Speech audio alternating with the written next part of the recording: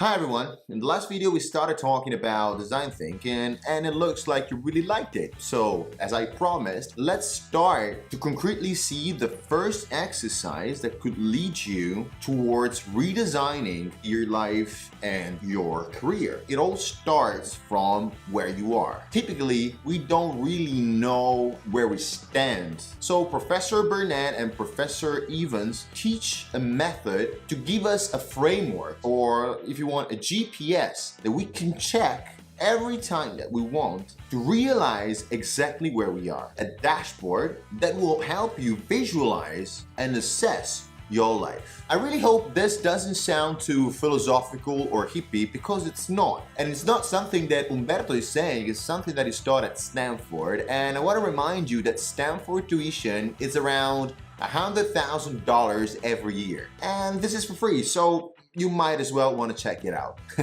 So let's start. The dashboard that you're gonna have is gonna be built on 4 pillars. The first one is health, the second one is work, the third one is play, and the fourth one is love. And after we assess it, we will be able to recognize if there are any problems that we need to reframe. There are 2 kinds of problems in design thinking. Design problems, or dysfunctional belief, those that are dragging us down and they shouldn't be there. For example, my graduation will determine my career. Or gravity problems. Now, gravity problems are different. As gravity, they simply exist. So if you want to fly, you can't because gravity is there.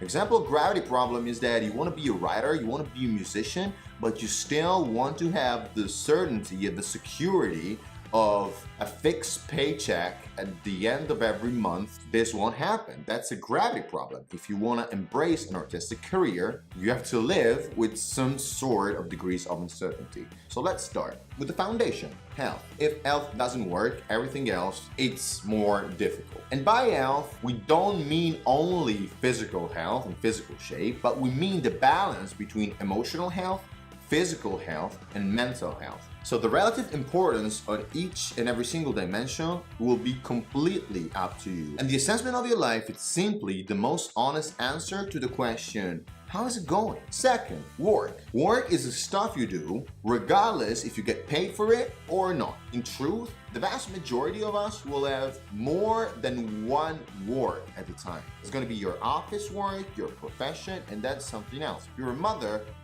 that's another type of work. If you're writing your own book, when you're building your own website, that's work. Third dimension, play.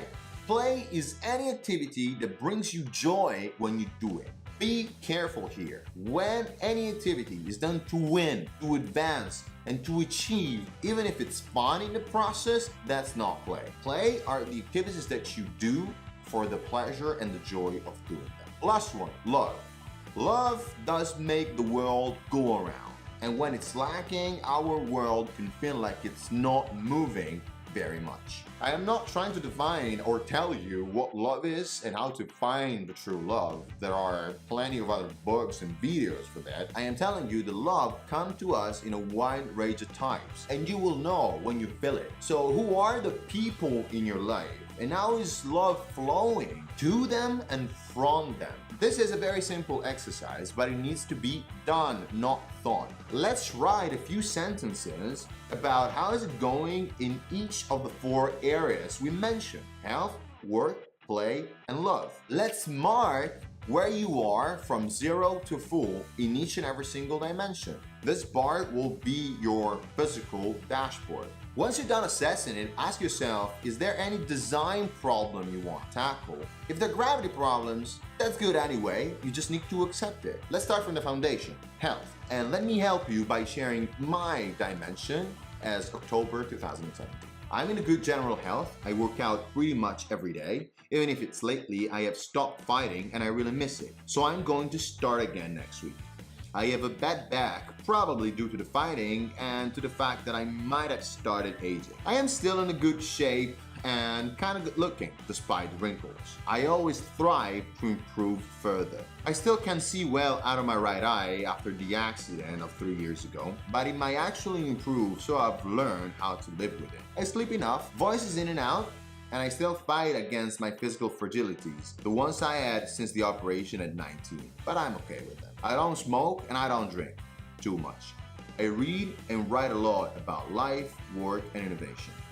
I try to concentrate on small accomplishments to find structure and frequent sense of satisfaction. I design and complete a new story every day, and I try to shoot it and edit it both in English and Italian. I do this because I think my bigger purpose in life is to try to help people fighting those dysfunctional beliefs that are preventing them to really be free. I am a little worried by the outcome of this new journey as I left my secure job because it's unknown, and that obviously stresses me a bit. But I am so overwhelmed by the excitement and happiness of being able to do and be what I really care about and who I really am, that I know it's the right direction. It takes grit and perseverance, but I have plenty and I am building more. I rate my health a 7 out of 8.